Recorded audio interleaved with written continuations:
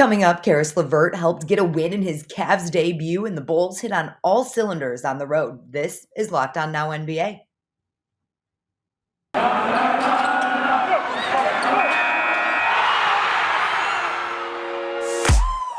The biggest games, the best performances, expert analysis. You are Locked On Now. What's going on, everybody? You are listening to Locked On Now NBA, local experts with your biggest stories on the hardwood. I'm your host, Daniella Bruce, and thank you for making Locked On Now your first listen every weekday. Our Locked On NBA hosts are here to help break down everything from the night in basketball. Two of the best in the West faced off in Utah last night in our biggest game. The biggest game. The Utah Jazz and the Golden State Warriors faced off in a battle of Western Conference powers, and the hometown Jazz stopped the Warriors' win streak with what our Locked On Jazz host called maybe the team's best performance of the season. David Locke recaps Utah's victory. In what was arguably their most complete performance of the season, the Utah Jazz beat the Golden State Warriors to win their fourth straight and end the Warriors' 9-game win streak. David Locke of Locked On Jazz with you. The Jazz did everything right tonight other than start the first and third quarters.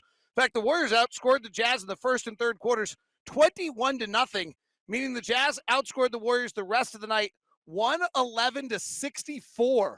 The Jazz tonight hit 17 threes. They had balanced scoring. Their bench was dominant over the Golden State Warriors bench. For the third time this year, the Jazz kept Steph Curry quiet, who had just 16 points on 5 of 13 shooting. Donovan Mitchell looked at a triple-double with 14 points, 10 rebounds, and 8 assists. But the Jazz got brilliant play from Hassan Whiteside tonight. 17 rebounds and 7 block shots. Jazz were plus 35 when Whiteside was on the floor. For more on the Jazz best performance of the season, go to Locked On Jazz and the Locked On Podcast Network. The Toronto Raptors took hold of the lead early and got an easy win over the Thunder in OKC on Wednesday. Our Locked On Raptors host goes over the 7th win in a row for Toronto. Make it 7. Sean Woodley here from Locked On Raptors to break down the Toronto Raptors 117-98 win over a very bad Oklahoma City Thunder team in OKC on Wednesday night. It was a cruise control win for the Raptors, and honestly, a kind of refreshing style of game, as a lot of their recent games have been super close. There have been a lot of crunch time minutes played by this team, and it was nice to see them dispatch of a annoying but ultimately not very threatening Thunder team in this one. The big star performance for the Raptors, Pascal Siakam, 27 points, 16 boards, 5 assists on 13 of 17 shooting. Just an unbelievable effort once again for a guy who's been playing like a top 12 player in the NBA really since like December 1st, when he got healthy and fully up to speed after returning midway through November from a shoulder injury. And I think an interesting part of this game is the fact that he played 40 minutes despite it being a blowout for the most of the way. And it does really kind of tell you what the tale for this Raptors team is going into the deadline tomorrow. They're good. They're winning a lot of games. They've won 7 straight, holding on to the 6th seed in the Eastern Conference, but they're still really, really thin beyond their excellent starting 5 and a couple of reliable bench bigs in Chris Boucher and Precious Achiuwa. After that, it's really, really anybody's guess as to who gets into these games. It's been Delano Banton and Kem Birch lately, but it's not enough, and they need a little bit more off the bench, and they have this Goran Dragic plus whatever, whether it's 2 second-rounders, a first-rounder, 1 second-rounder, Malachi Flynn, all of the above, all in one package. They've been floating it around reportedly across the league. And if they can, by tomorrow's deadline, turn Dragic into somebody who can help this bench and fill out the rotation just a little bit more, so guys like Siakam don't have to play 40 minutes every night, that's going to go a long way to ensuring this Raptors winning streak is actually sustainable going into the stretch run. I will have more broken down about this game and the plans ahead of the deadline on tomorrow morning's episode of Locked On Raptors, so be sure to tune in. Karis LeVert played his first game for the Cleveland Cavaliers last night and showed off why the Cavs traded for him en route to a win over the Spurs. Our Locked On Cavs host tells you how the newcomer fared in his first game as a home player in Cleveland. Hey everyone, Evan Damrell here, co-host of Locked On Cavs at Rocket Mortgage Fieldhouse after the Cleveland Cavaliers 105-92 win over the San Antonio Spurs. Recently acquired Cavs swingman Karis LeVert made his Cleveland debut tonight and didn't disappoint with 11 points, 2 boards, and 1 steal. LeVert provided a little bit of everything, including a much anticipated alley-oop lob to Jared Allen, just like they used to do in Brooklyn. And after the game, Darius Garland called him the missing piece. Jimmy Bickerstaff still thinks this team has some things to figure out, but it's starting to feel like more and more that this Cavs team could be a contender in the Eastern Conference. Hear about this and more on tomorrow's Locked On Cavs, part of the Locked On Podcast Network. Coming up, the Bulls take care of the Hornets on the road, and the Lakers lose to a fragmented Blazers roster. This is Locked On Now NBA. This is the time of year where everybody starts to give up on their New Year's resolutions, but this year you don't have to. You can continue eating healthy thanks to Built Bar. You will actually enjoy it. And if you haven't tried the Built Bar Puffs yet, you are missing out on one of the best tasting bars. It's the first ever protein infused marshmallow. They're fluffy, they're marshmallowy, and they're not just a protein bar. They're a treat, and they're covered in 100% real chocolate. In fact, all Built Bars are covered in 100% real chocolate, and most Built Bars contain 130 calories, 4 grams of sugar, 4 net carbs, and 17 grams of protein. You compare that to a candy bar, which usually contains 240 calories, 30 grams of sugar, and dozens of net carbs. You have so many flavors that you can choose from with Built Bar. You can have mint brownie, coconut almond, and new this month, white chocolate, cookies, and cream. They're all delicious, and new flavors are coming out all the time. Don't miss out on our exclusive offer. Go to Built.com and use promo code LOCKED15 to get 15% off your order. Again, that's Built.com using promo code LOCKED15 for 15% off your order. Welcome back to Locked On Now NBA. I'm Daniella Bruce, and thank you for making Locked On Now your first listen every day. The Bulls stars shone bright last night as Chicago picked up a win in Charlotte.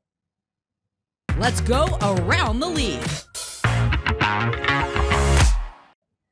The Bulls' big three came out to play in Charlotte last night, led by their MVP candidate, who is on his hottest streak of the season. With all the details, our Locked On Bulls host checks in post-game. What's up, Bulls Nation? Matt Beck here from Locked On Bulls with your post-game takeaway. The Bulls get a much-needed bounce-back win, 121-109 the final over the Hornets tonight, and the Bulls' big three got it done. Zach LaVine had 27 points. Nikola Vucevic almost a triple-double with 18, 15 boards, and 8 dimes, really showcasing his underrated passing ability through that painted area. But DeMar DeRozan is the biggest story. 36 points tonight. It's his 4th straight 30-point game for the Bulls, his 17th 30-point game for the Bulls this season. And at age 32, DeMar DeRozan continues to display that beautiful mastery of the mid-range game. Not quite a lost art just yet. For a full breakdown of this Bulls win over the Hornets, check out our Thursday episode of Locked On Bulls with me and my guy, Big Dave. Locked On Bulls, your team every day. The Los Angeles Lakers spiral continues as we head into the trade deadline on Thursday. LA lost to a Portland team that is still waiting on newly acquired players to get into town. Locked On Lakers tries to figure out where Los Angeles goes from here.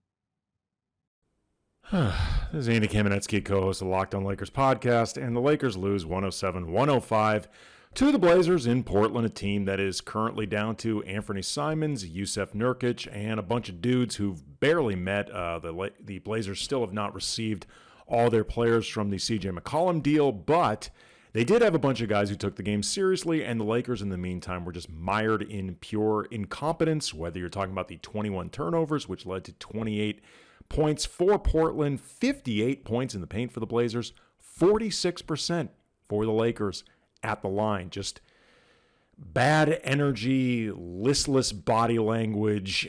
They looked like a team that was torn between not really wanting to be there and not knowing what to do while they were there. You didn't have Russell Westbrook to kick around in this game. He did not play due to back issue. As James Worthy, Hall of Fame Laker great, said afterwards on the Spectrum Sportsnet coverage, kind of out of words to describe what's going on right now. But we haven't run out of words for Locked On Lakers, so make sure that you are subscribing to the Locked On Lakers YouTube channel and that you are making Locked On Lakers your first listen wherever you get your podcasts. Domantas Sabonis debuted for the Sacramento Kings last night after they got him from the Pacers, and he helped pick up a win over the Timberwolves in front of a home crowd in his debut. Locked On Kings has the recap. You see this? I'm smiling again watching Sacramento Kings basketball. The Fox and the Ox era gets started with a bang. De'Aaron Fox and Domantas Sabonis leading the Sacramento Kings to a win over the Minnesota Timberwolves, a comeback win after an ugly start where this team looked like they had not played together at all. And the defense was still a struggle. The Kings come back, have a massive second quarter, followed by a massive run in the fourth quarter. Kings getting out in transition. De'Aaron Fox looks both overjoyed and refreshed to be able to play with an all-star big man for the first time in his career. There was an awesome moment in the fourth quarter after Sabonis was fouled attacking the basket from a nice feed from Fox, where Sabonis and Fox had a invigorated high five in front of all the cameras.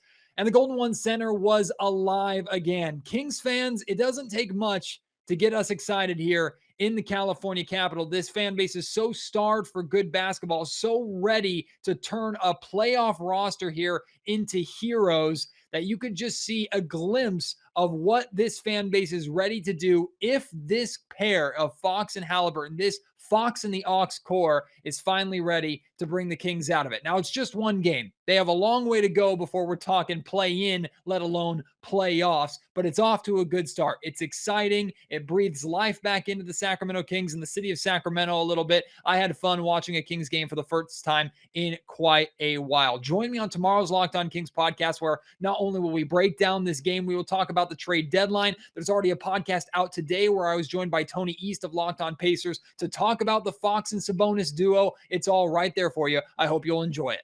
The Kings' win meant that the Timberwolves' 5-game winning streak came to an end last night. Minnesota had a shot at the end, but our Locked On Wolves host breaks down how the team fell apart down the stretch. Ben Beacon with Locked On Wolves here. The Timberwolves' 5-game winning streak is no more. It was snapped on Wednesday night against the Sacramento Kings, and what ultimately was a 13-point loss. This was a close game. In fact, it was tied with just a few minutes to play, but the Timberwolves completely folded down the stretch. Karl-Anthony Towns, D'Angelo Russell, and Anthony Edwards all ended up with solid lines. They all scored at least 20 points. And they were really, really good up until the final couple minutes of this game. The Wolves' offensive execution was miserable down the stretch. D'Angelo Russell and Karl-Anthony Towns both missed easy shots they should have made when this was a 1 or 2 possession game. And the Kings put this thing away at the free throw line and with aggressiveness in the paint. Domantas Sabonis made his Kings debut and was a monster in this game. 22 and 14, 30 points from Harrison Barnes and 27 from De'Aaron Fox, as the Timberwolves defense continues to struggle at the point of attack. This is now, even though the Wolves have been winning, they've been beating inferior teams like Detroit, Sacramento. The defense has been terrible. And this was, giving up 132 points to the Kings on the second night of a back-to-back is not going to get it done. And now the Timberwolves have a much tougher game on Friday against the Chicago Bulls. We're going to talk about this one, key takeaways, and what the Wolves need to do differently here in the next couple games moving forward. All upcoming on the show tonight on Locked On Wolves. And that's all today for Locked On Now NBA. Thank you again for making Locked On Now your first listen every weekday. And now that you're done here, make sure your second listens are Locked On NBA and your team's local Locked On podcast. I'm Daniella Bruce, and this has been Locked On Now.